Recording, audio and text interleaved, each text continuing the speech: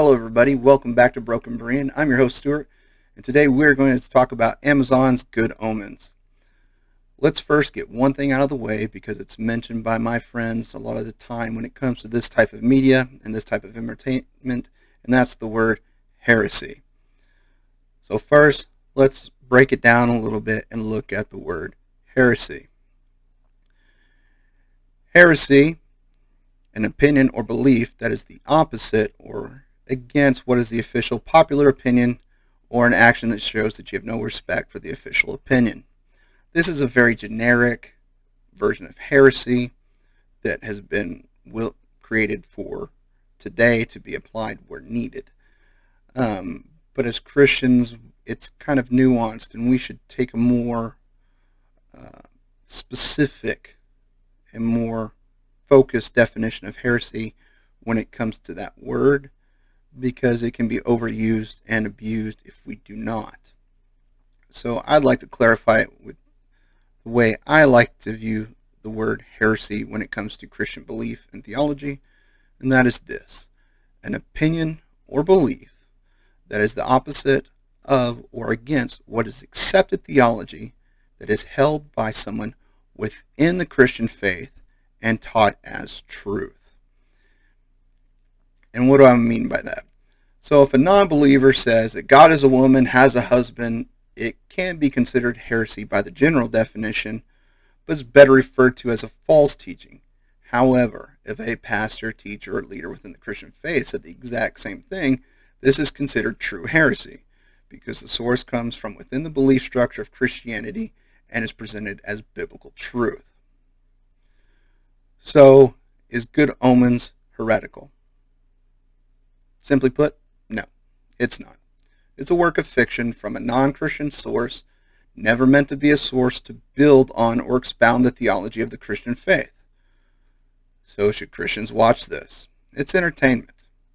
From my discernment, it's no different than watching Shakespeare's Midnight in the Garden of Good and Evil, Monty Python's The Life of Brian, or The Clash of Titans, or even Marvel's interpretations of mythology.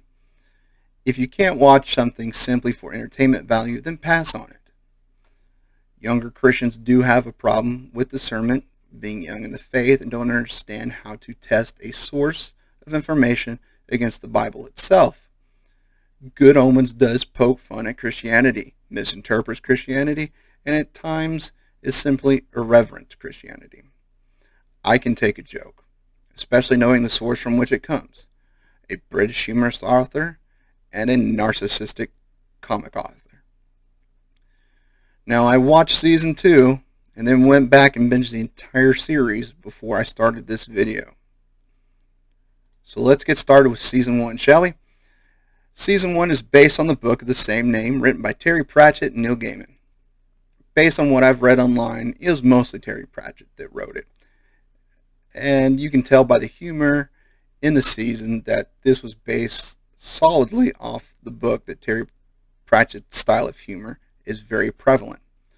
The story follows an interpretation of eschatology of the end of days, with the coming of the Antichrist, the start of Armageddon, and we could spend hours, even days, debating the eschatology of premillennial, postmillennial, amillennial eschatology, but we're not going to do that. We're just going to focus on the entertainment set before us. But this is the common structure of premillennial eschatology that we've seen back in the Left Behind series. I'll put my own eschatology beliefs aside because we just don't have time for it. Michael Sheen plays the angel Aziraphale, and David Tennant plays the demon Crowley. Their chemistry plays well off each other. They're great actors, and they create this very wonderful comedic duo reminiscent of Gene Wilder and Richard Pryor. It starts with them being at the Garden of Eden, sprinkled with flashbacks throughout the series of little points in time where they run into each other again and again. And some of this is very seriously funny, with completely misinterpreting biblical stories, biblical passages, but we have to keep in mind this is a story written by someone who's not a Christian and poking fun at it. The main storyline is that the Antichrist is born somewhere and is brought up to heaven to be swapped out with a family of political power in the United States, but is accidentally swapped out with a baby from a rural family in England. Each episode keeps the object of the main story front and center, which is Adam Young, the Antichrist. I only mention this point because it will be relevant when we hit Season 2. The season follows a story that Crowley and Aziraphale try to avert Armageddon because they love Earth. They love being on Earth. They love the comforts of Earth, their patterns, and their lifestyles and everything here. They both go from trying to keep themselves from getting blamed for the mix-up and stopping the apocalypse from the Earth they truly enjoy living in.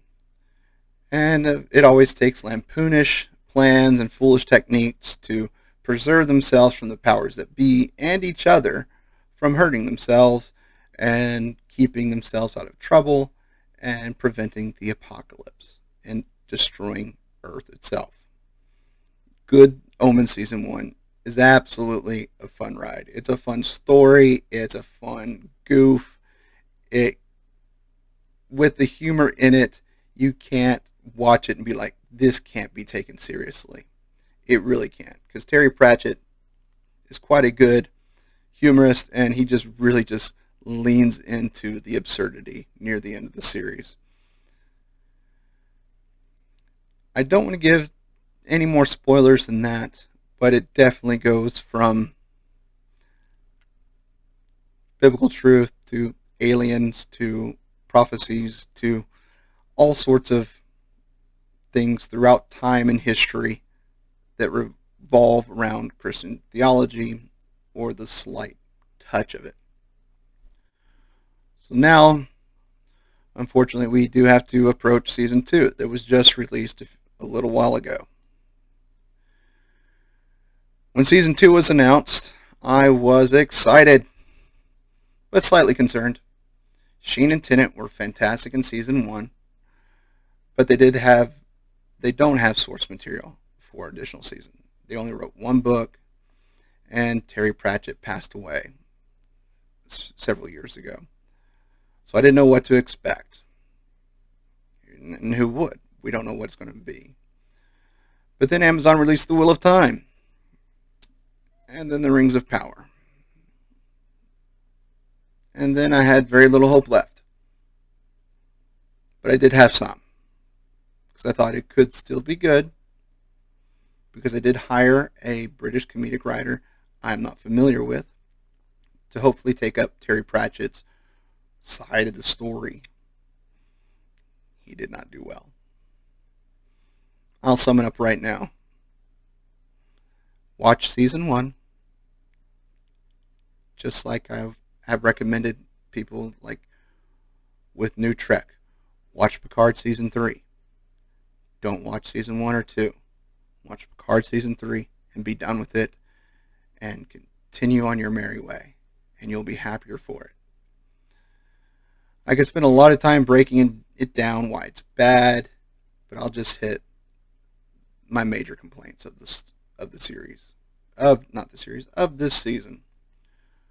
First, the story is the Archangel Gabriel comes to Earth, to Aziraphale's door, completely devoid of all his memory. So this is the plot. This is the primary storyline that is to push this season's story. John Hamm, who plays the Archangel Gabriel, does not break the top 10 actors with screen time during the season, which is quite funny. There are 2 full episodes where I completely forgot that his storyline even existed. Second major complaint.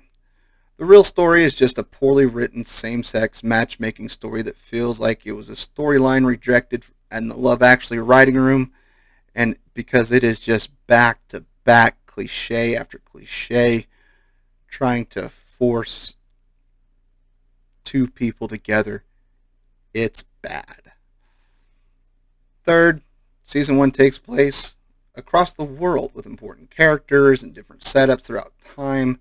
Season 2 doesn't leave the 3 blocks around Aziraphale's bookshop. With one exception, they do make an excursion to a pub a few hours away. But it becomes completely isolated just around this one point on Earth. And it seems like, well, the story can accommodate that and does make sense, but it seems like it's low effort based on the previous season. Fourth, and this is probably the worst one for me, and it's the ball episode. It wasn't till Aziraphale threw a cliched matchmaking party to get the two ladies together that it hit me. First, I realized Gabriel's story was lost in the season.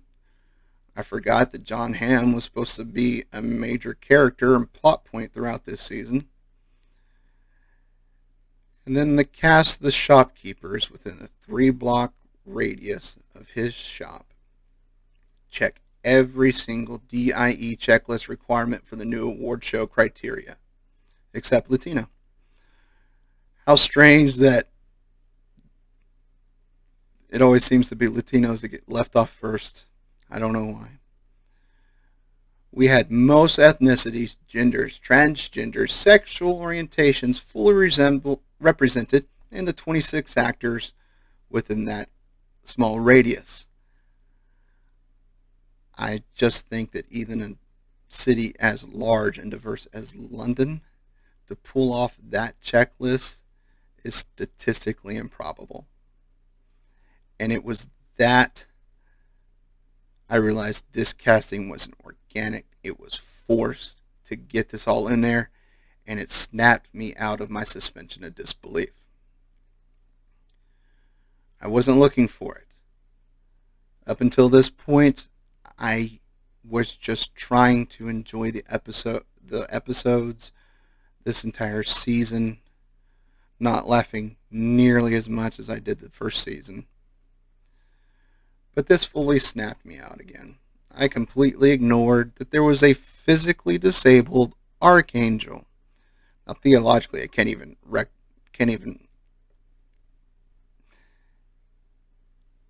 grasp how you'd let that slide. I ignored that and completely didn't even give it a second thought until the ball. And it just was like, oh, now I'm seeing all the terrible things that they've done written into this season. And after that, I was just like, I'm done. This pushed me past me taking this season seriously or just taking this season as a pure source of entertainment.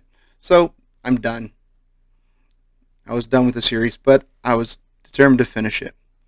But it was at this point I realized that this season was completely devoid of British humor, Terry Pratchett's humor, and I really, really missed it.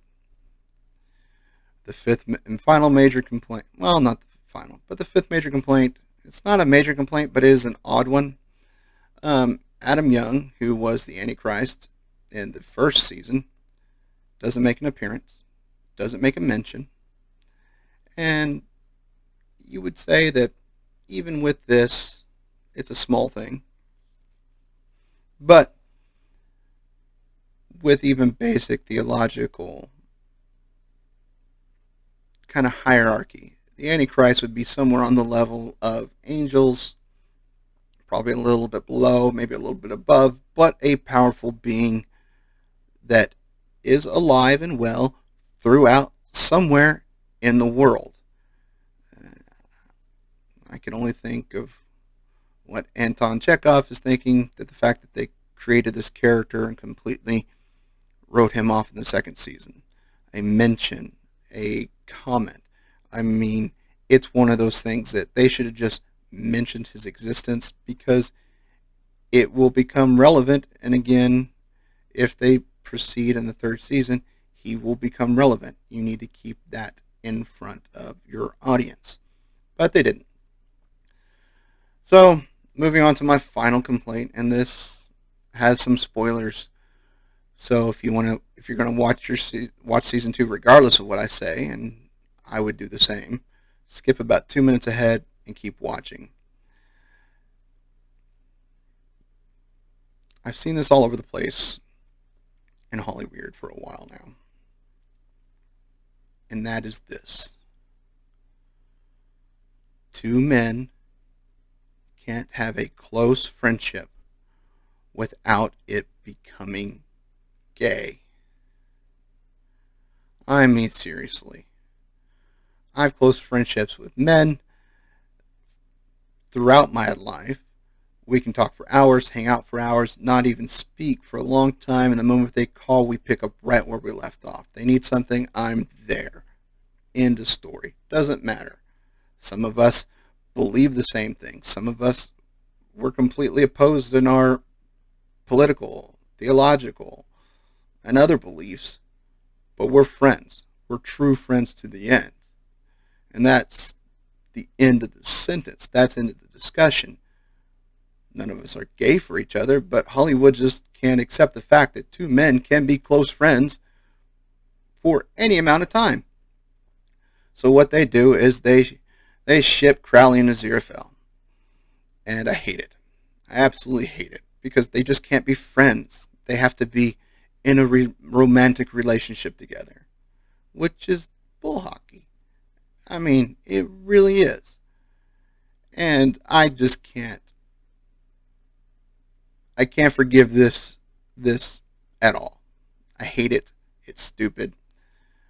The fact that they even ship the Archangel Gabriel and Beelzebub, a Duke of Hell, a demon, didn't bother me nearly as much because it is fiction and it doesn't matter theologically, but the fact that two men can't be friends, they have to end up being gay, that offends me. That's more offensive than an angel and a demon getting together, in my opinion. So, yes, I know they're both Aziraphale and Crowley are demons too, but it's the fact that two men can't be friends. It has to be something more. That's offensive to me. And that's just one of those things that the message just keeps pushing.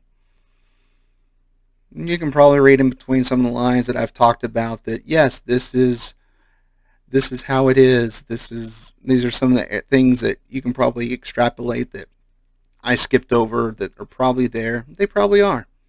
I just want to hit the major points. And I know season 2 has great reviews. But if you click on and read the negative reviews of it, they're mentioning these points I've mentioned and several others that I just skipped past because I didn't think they were that important compared to these. So you got to take it with a grain of salt. Yes, I think most of the good reviews are like, we love Michael Sheen and David Tennant. Granted, I do too. But this is a bad season. This is a bad season. Call a spade a spade. Because sometimes you mess up, and this was a mess up. Season 2 does end with the door for season 3 that, like I said before, alluded to previously, if they allude to season 3 actually being produced, it's going to be about the second coming. Well, you can't have the second coming and premillennial eschatology without the Antichrist again. So, where's Adam Young? So, don't know. But I will say this.